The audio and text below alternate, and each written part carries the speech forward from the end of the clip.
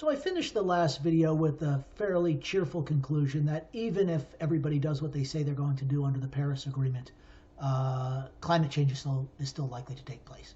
So if I were to put that more bluntly, I would say climate change is already happening, and it doesn't look like we're going to do too much to stop it or reverse it. So we should ask the question, what's going to happen once the climate changes? In other words, what are going to be the international political consequences of climate change? Several points I want to make. Briefly, I'll introduce them and then we'll go through them individually. The impacts will be unequal in different places. They will shape the distribution of wealth and power. They will have implications for poverty and inequality, implications for conflict, and implications for migration. That's not the entire list, but those are some of the big ones that we want to talk about. So the unequal impact. This is from NASA. It's a model of what it's expecting to happen in terms of global temperature changes and climate change. And as you can see, there's going to be more change in some places than in others. And generally speaking, it looks like more across the equator than towards the poles. But that's just in terms of temperature. In terms of climate is incredibly complex and incredibly difficult to predict. And so this is one sense of the inequality of change. But there's other things that are going to be different as well. And just to give you an example, for the Sahara Desert, which is hot and dry to get hotter and drier, that might be pretty unpleasant. Up here in northern Siberia, not only, on the one hand, it might be nice for some things to get a little bit warmer, but then you're talking about stuff that's currently frozen melting. So you're talking about a much more dramatic impact, is the point that I'm getting at. In other words, some of the impacts are going to be vastly disproportional to the changes in temperature.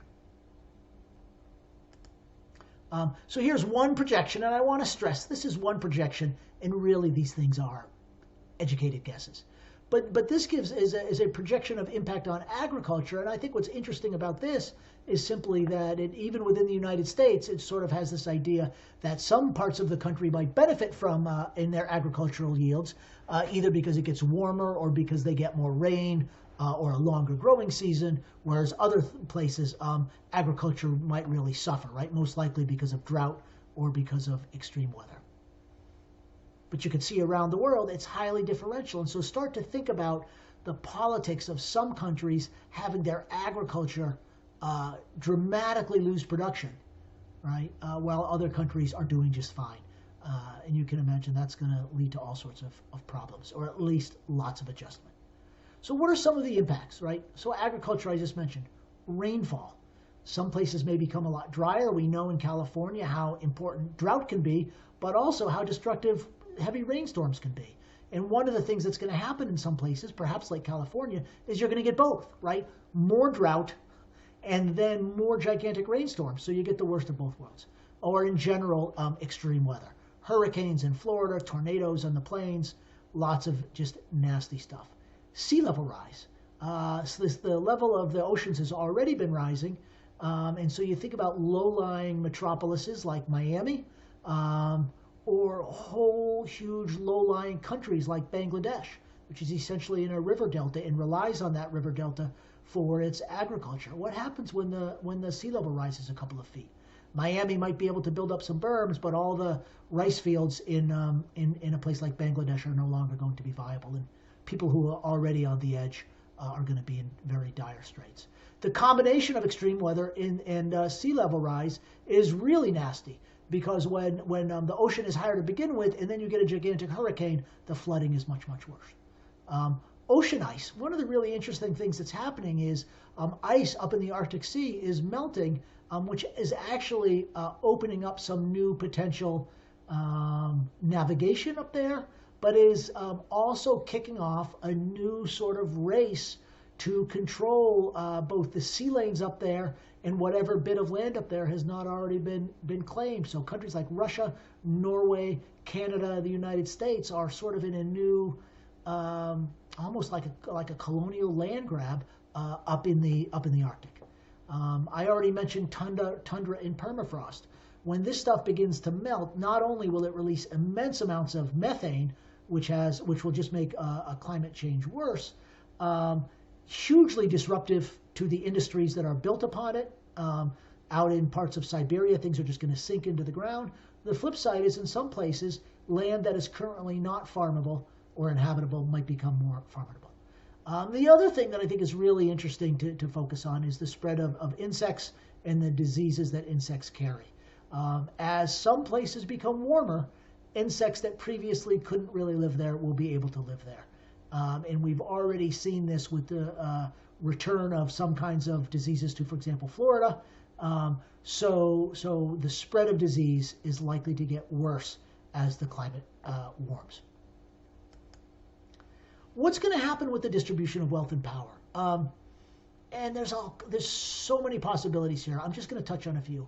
What happens if we do what hopefully we should and would do, which is we all stop burning so much oil? What happens to a country like Saudi Arabia, whose entire economy is based on oil, or a country like Russia, whose economy is heavily based on exporting oil? It could be truly, truly disruptive.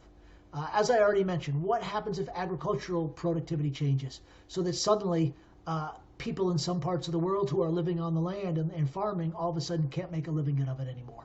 What happens to them? Not just what happens in terms of wealth of individuals, but how then that shapes political power, right? Does Saudi Arabia go from being a very powerful country to being a weak country? And how do they deal with that? Does Russia run into some big economic problems because the people aren't buying oil anymore? We'll have to see about that. Do Russia and Canada benefit from climate change because their land becomes more arable and their growing seasons become longer? We really don't know. Who are the losers going to be? Well, I already mentioned maybe some of the oil producers, but probably the countries, low-lying countries that get inundated by sea level rise are probably going to be the worst off. There are some very small countries that are Pacific islands that are worried that they're basically just going to be submerged beneath the sea and just have to, everybody's just going to have to leave.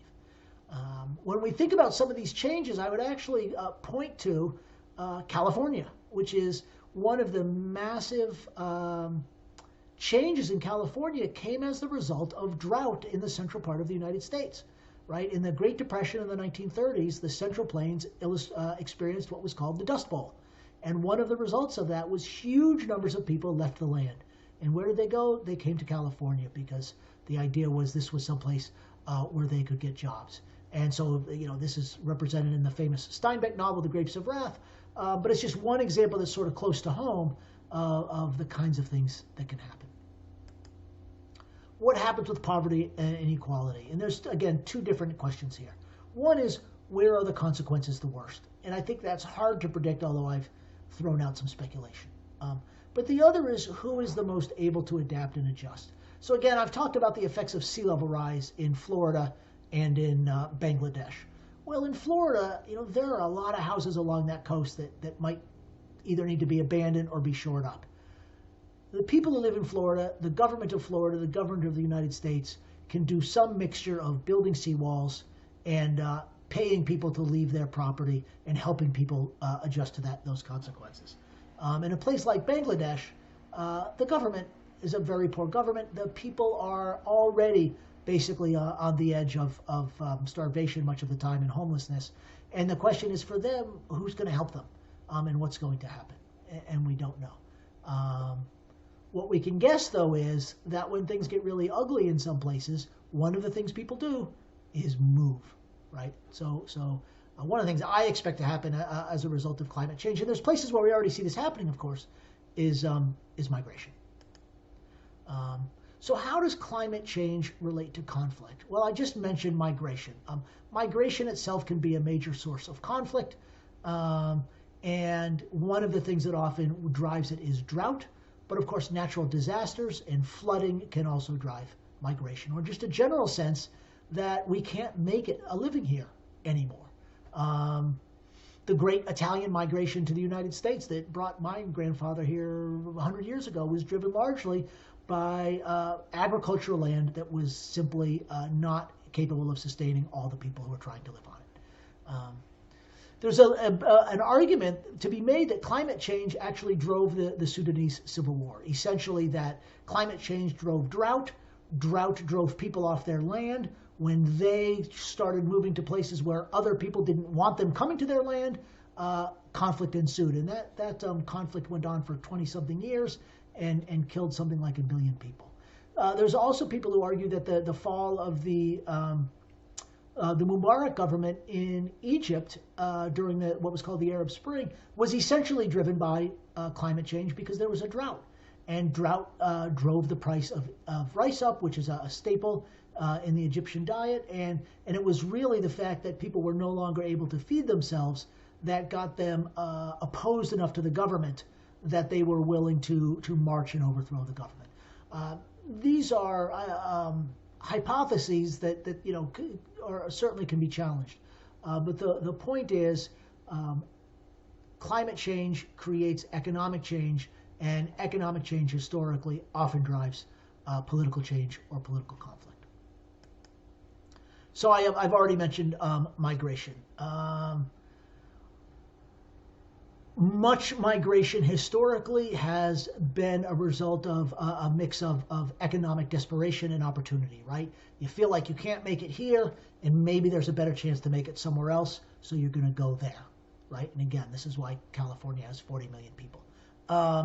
Natural disasters, which also look like they're going to be more plentiful with climate change, also drive migration. People get flooded out. They just can't stay where they are.